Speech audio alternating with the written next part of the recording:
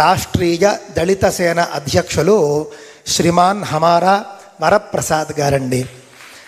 వారు పాపం వారికి ఎంతటి తపరా అనంటే కనుక, మేము బలహీనులం కాదు, మమ్మల్ని ఎవరూ తక్కువ చేయలేదు, మమ్మల్ని సనాతన ధర్మం ఎప్పుడూ గౌరవించింది, నెత్తిన పెట్టుకున్నది.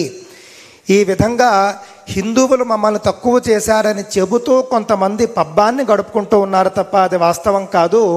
పరమ పూజ్య అప్పాజీ వారు చేస్తూ ఉన్నటువంటి, నేను ఇందాక చెప్పాను, దళిత వాడల్లో ఏ విధంగా సేవలు చేస్తూ ఉన్నారని చెప్పి, వాళ్ళకి ఆలయాలు కట్టిస్తూ ఉన్నారు, ఇళ్ళు కట్టిస్తూ ఉన్నారు, భోజనాలు పెడుతూ ఉన్నారు, ఎంతో ప్రేమను చూపిస్తూ ఉన్నారు అన్నిటికీ మించి. ఆ విధంగా సనాతన ధర్మంలో బలహీన వర్గాలు అని ఎవరూ లేరు, అందరూ బలమైన వర్గాల వాళ్ళే అని చెప్పేసి వారు ఎప్పుడూ కూడా నిరంతరము చెబుతూ ఉంటారండి. చాలా అద్భుతమైనటువంటి వ్యక్తి, నాకు చాలా ఇష్టం వారంటే. ఎందుకు అనంటే వారి యొక్క తపన అలా ఉంటుంది. ఎంతో అద్భుతంగా సనాతన ధర్మానికి సేవ చేస్తూ బలహీన వర్గాలు అని చెప్పి ముద్ర వేసి కొంతమందికి లేనిపోని ఆశలు చూపి సనాతన ధర్మం నుండి వాళ్లను బయటకు తీసుకువెళ్ళిపోతూ ఉన్నటువంటి చాలామందిని బయటకు వెళ్లకుండా సనాతన ధర్మంలోనే ఉంచేందుకు వారు చేస్తూ ఉన్నటువంటి కృషి మనం ఎంత పొగిడినా కూడా తక్కువే అని చెప్పేసి నేను తెలియజేసుకుంటున్నానండి.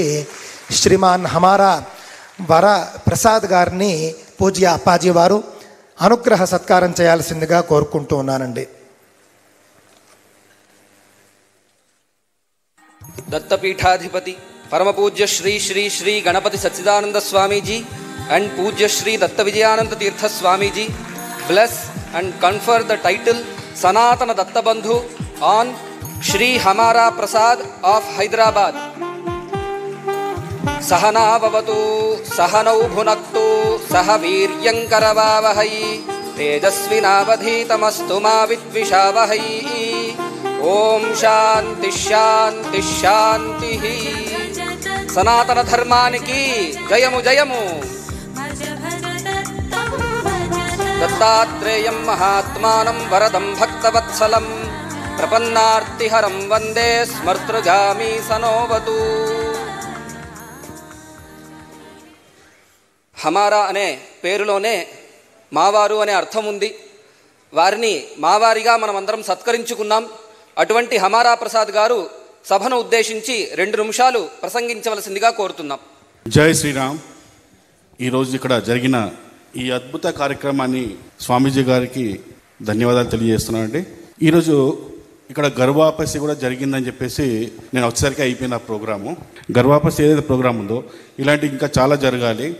ముఖ్యంగా సనాతన ధర్మంలో మా దళిత సామాజిక వర్గాన్ని కొన్ని పాషాండ మతాలు, విదేశీ మతాలు మతం మార్పిడి చేస్తూ, అంటే సనాతన ధర్మంలో మాది చాలా తక్కువ స్థాయి అని, లేకుంటే మాకేదో అన్యాయం జరిగిందని, ఇలాంటి ఎన్నో అబద్ధాలు చెప్తూ ముఖ్యంగా వాళ్ళని టార్గెట్ చేసేసి ఈరోజు దాదాపు ఈ దేశంలో 70-80% దళిత సామాజిక వర్గాన్ని మత మార్పిడి చేయడం జరిగింది.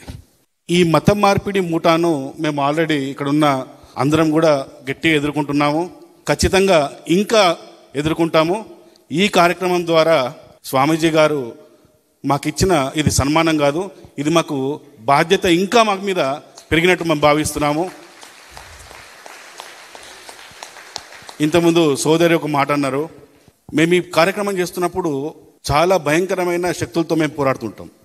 అప్పుడు మా వెనుక ఎవరున్నారు అనే ఒక క్వశ్చన్ అనేది ఖచ్చితంగా వస్తుంది. మేము ఎలా ఫైట్ చేస్తున్నాము, దేనికోసం ఫైట్ చేస్తున్నాం, మా దృష్టిలో కనబడేది ఒకటే, సనాతన ధర్మం.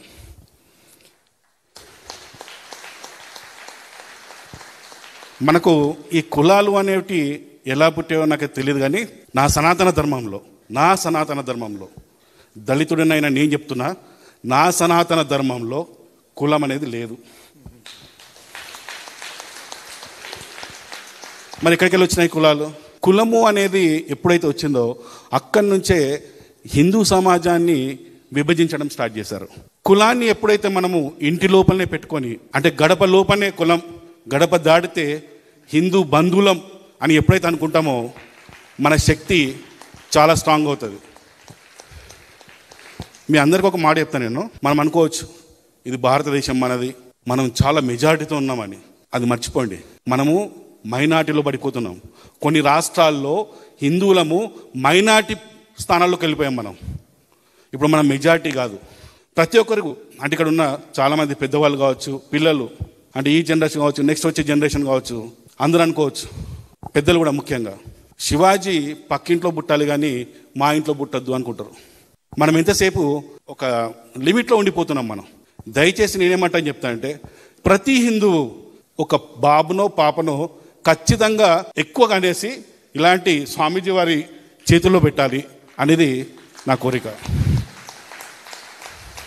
ఈరోజు జరిగిన ఈ సన్మానం వల్ల కావచ్చు, లేకుంటే మాకు ఇచ్చిన అదనపు బాధ్యత తీసుకొని ఖచ్చితంగా మేము మా ధర్మం కోసం ఇంకా స్ట్రాంగ్గా పనిచేయడానికి సిద్ధంగా ఉన్నాం. Thank you. జై శ్రీరామ్. మనందరికీ ఆత్మీయులైనటువంటి హమారా ప్రసాద్ గారు ఎంతో అద్భుతంగా మాట్లాడారండి.